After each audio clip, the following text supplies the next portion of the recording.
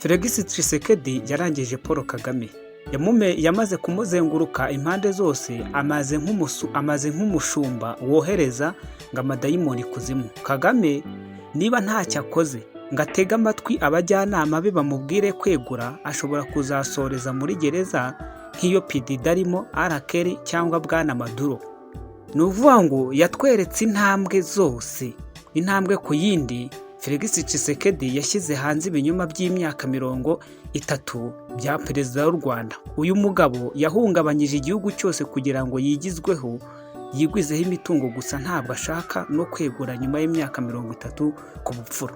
U Rwanda rwamaze imyaka 31 rugerageza kuva mu bihe byashize, ariko ubu ruri mu kaga ko kubigarukamo. Ubu Leta Zunze Ubumwe za Amerika zigiye kurufatira ibihano bikomeye. Ibi bishobora guhungabanya ibihugu, kandi dushobora kuzabona ibintu bimeze nko muri 1994. Kagame ngo yatakaje icyizere cy'abaturage be, kandi gatinya ko bashobora kumwigomekaho. Ngo yatangiye gusura abantu mu ngo zabo, kandi ngakitwara nk'umwubatsi, ariko ngo ntitubishaka, turashaka guverinoma nshya, ubutegetsi bushya.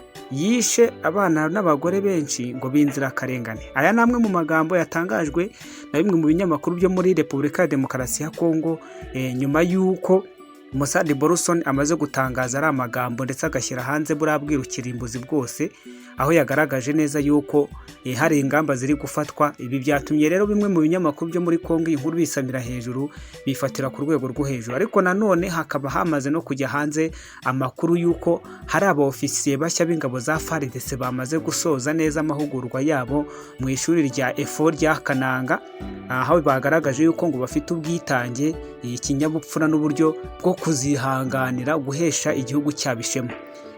Rero umuyobozi mukuru, umwofisiye mukuru wari uyoboye no muhanga, akaba yavuze ati mushishikare kuba abandahangarwa ku gihugu, kuko gukorera igihugu ni indahiro ntagatifu, kandi ngo bisaba kwitanga ibyo ku rwego rwo hejuru, witanga wimazeyo. I briefed Congress on this matter just a few weeks ago, and we've announced those events. So the United States has a number of tools available at its disposal.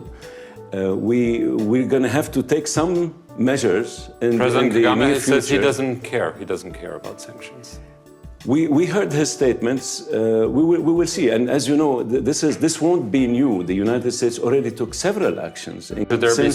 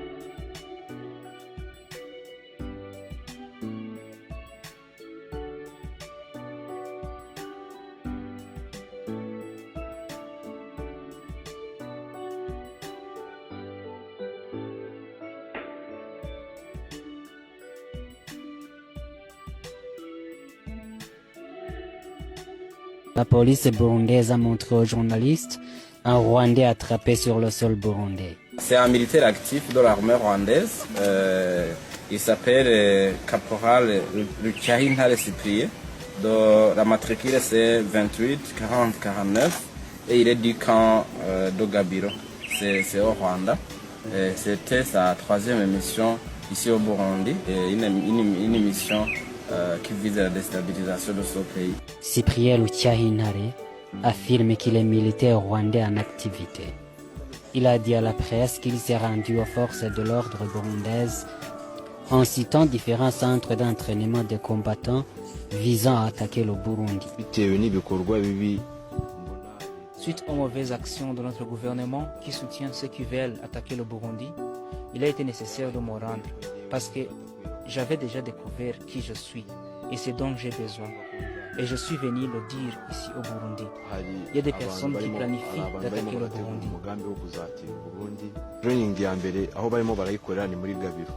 Les premiers entraînements ont lieu dans Gabiro. L'effectif de ces hommes est compris entre 2000 et 2200. Ils ont l'objectif de renverser le pouvoir en place.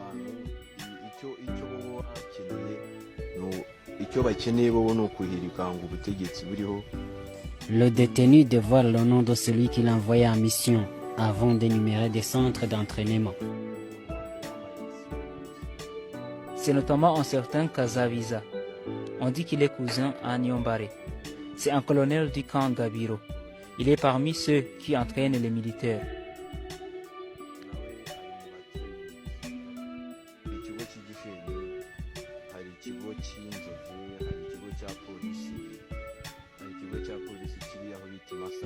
Il y a notamment le camp d'Ogishenyi, le camp d'Onzove, le camp policier qui se trouve à Masaka, un camp policier à Ruzo, un camp militaire de Nyagisozi, le camp militaire de Kizungu. Il y a aussi un autre camp militaire qui se trouve à Isanganyarusenyi. Toutes ces localités sont près de la frontière. Et c'est là où j'ai pu arriver.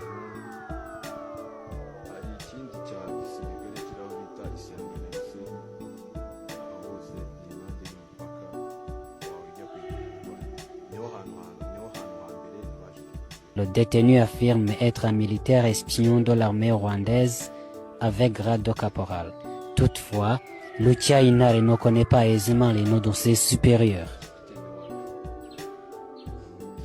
Notre capitaine s'appelle Ignace. Le commandant du camp, c'est Monsieur Major Kalissa. Un autre homme, c'est son conseiller. Je ne me souviens pas bien de lui. Il est aussi conseiller du président. Umujyanama we ni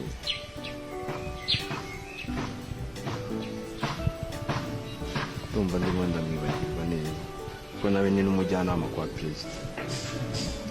Le porte-parole de la police burundaise affirme qu'il s'est rendu. Ce n'est pas d'une reddition. Nous-mêmes, nous avons été étonnés d'entendre qu'il dit qu'il s'est rendu aux forces de l'ordre burundaises. Ce n'est pas vrai. Et il a été appréhendé et il était en mission d'espionnage. Et la 3e mission alors, c'est au cours de laquelle il a été appréhendé.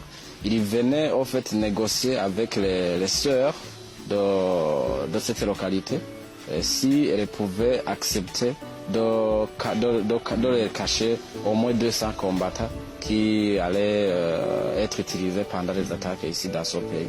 Il a été alors appréhendé avant qu'il n'arrive chez ses sœurs. Abahaye amakuru TV na Radio 1 n'abatuye mu kagari ka Rungu mu murenge wa Gataraga mu karere ka Musanze, aho bavuga ko abantu barenga 80 bamaze amezi 2 bafungiye mu kigo kinyurwamo by'igihe gito. Ibi bizwi nk'ibigo by'inzererezi, cyo kikaba giherereye mu murenge wa Kinigi mu karere ka Musanze. Tariki 12 z'ukwa 12 2025 mw'iryo joro abapolisi baraje basohora umugabo wanje. Bamaze kumusohora bamwambika amapingu, ndabaza se umugabo wanje mu mujanye. Barambwira ngo hari iperereza barimo, ngo none ngo turabimenya mu gito. Abo ngo bafunzwe bafashwe n'inzego z'umutekano aho zahengeraga mu gicuku baryamye zikaza kubakura mu ngo zabo zikabatwara. Mfiteyo umugabo n'abana 3 twabaye tujyamye ari nijoro saa 9:20 ngiye kumva numva bakoze ku rugi ngo nidukingure turakingura ngeze hanze nsanga abana banje 3 bambaye amapingu. Ni bande bari bayabambitse? Abapolisi. Abatwawe biganjemo abaturiye ishyamba ry'ibirunga.